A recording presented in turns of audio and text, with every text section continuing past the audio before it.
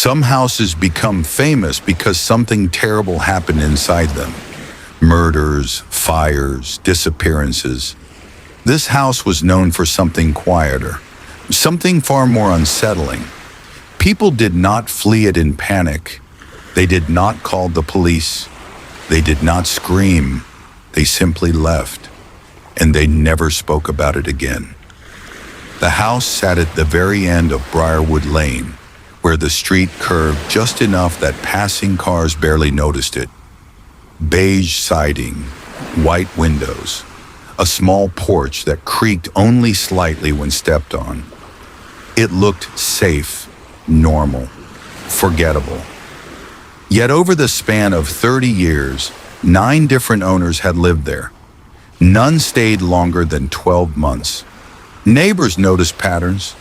Furniture would be moved in carefully. Lights would turn on at night. Curtains would appear in the windows. Then one day, without warning, everything would be gone. No moving trucks scheduled. No for sale sign posted in advance. Just an empty house again. When asked why they left, former owners all gave the same vague response. It was time. No one ever explained further. The first documented incident occurred with Margaret Hale, a retired school teacher who moved into the house after losing her husband. She wanted quiet, routine, a place where days would pass gently. For the first 4 months, the house was perfect. No strange noises, no cold drafts, no flickering lights. Until one night, Margaret woke to a sound that did not belong. A steady scratching, not on walls, not in the ceiling, on paper. It came from the spare bedroom.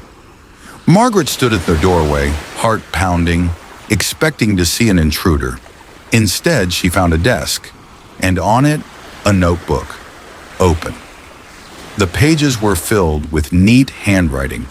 At the top of the page was a date. It was 3 days in the future. Margaret read the first paragraph. It described her morning in exact detail. What she would eat, which mug she would choose, and the phone call she would receive from an old colleague.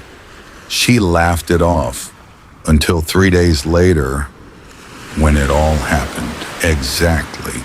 From that night on, the notebook appeared every evening, always on the desk, always open, always writing while she slept.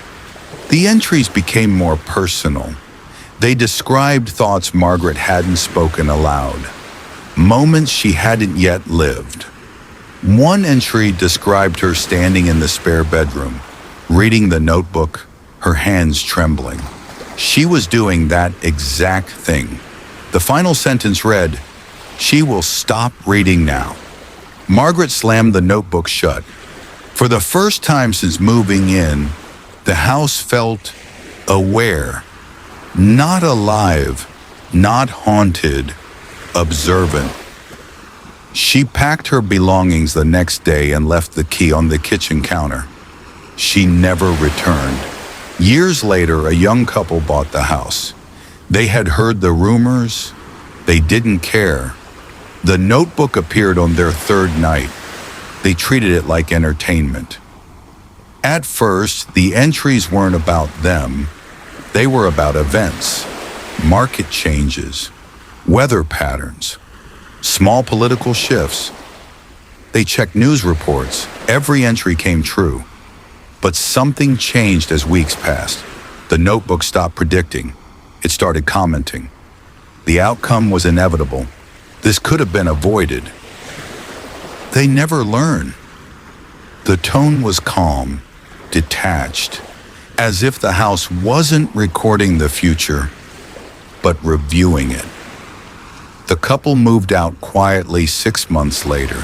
The final known resident was Daniel Cruz, a real estate investigator who specialized in exposing myths.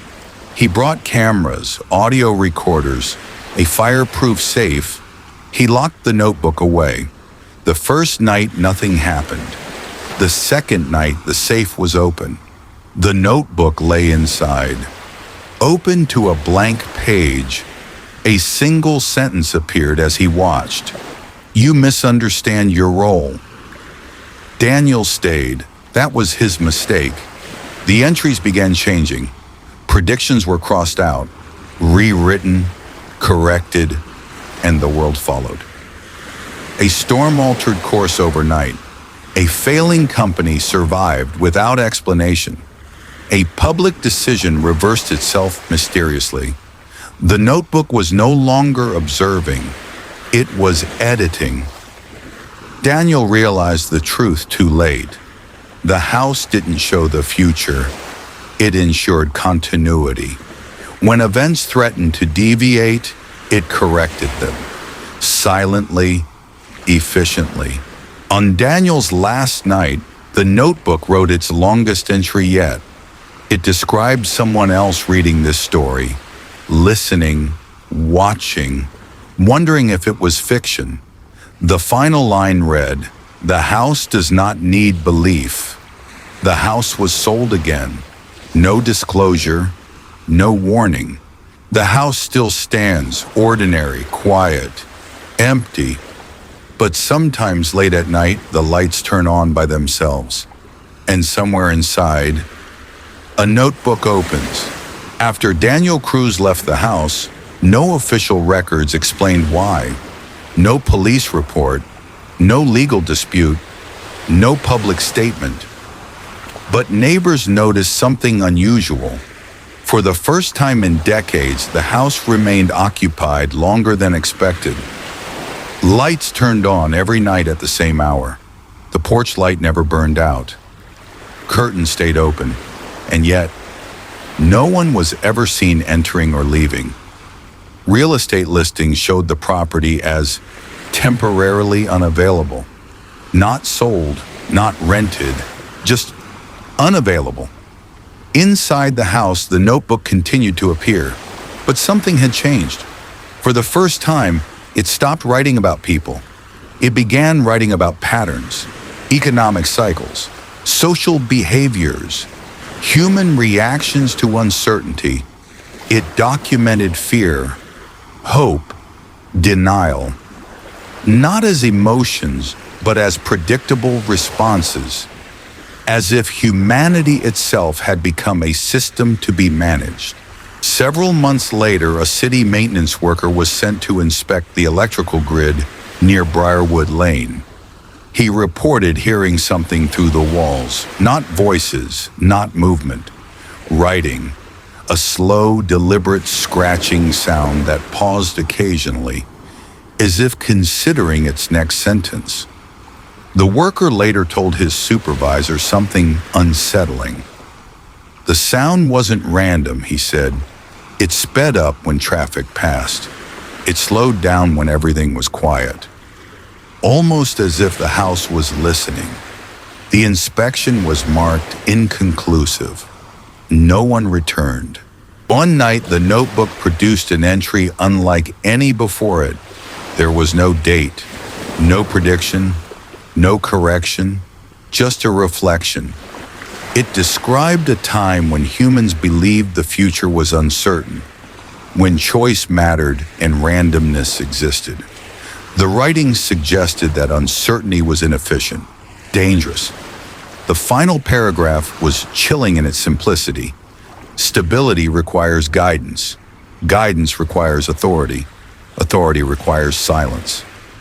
After that entry, global events began to feel smoother, too smooth. Crises resolved quickly. Conflicts de-escalated without explanation. Outcomes aligned perfectly with expectations. The world felt calmer, but also narrower. Another entry appeared shortly after. This one was different. It addressed no one inside the house. It addressed you, the listener, the reader. It acknowledged stories like this one, mysteries told to make people question reality, then dismiss it as fiction. It anticipated skepticism and welcomed it, because skepticism, it explained, was a form of compliance. As long as people doubted, the house could continue working unnoticed. The entry ended with a single line: observation without intervention is acceptance. Today, Briarwood Lane looks exactly the same. The house remains quiet, ordinary, unremarkable. No alarms, no warnings, no signs of danger. And that is what makes it successful. Because the house does not need fear. It does not need belief. It does not need witnesses. It only needs time. And every night, somewhere inside its walls, a notebook opens. Not to predict disaster, not to announce endings, but to make sure tomorrow unfolds exactly as planned. And if tomorrow feels normal, then the house has done its job.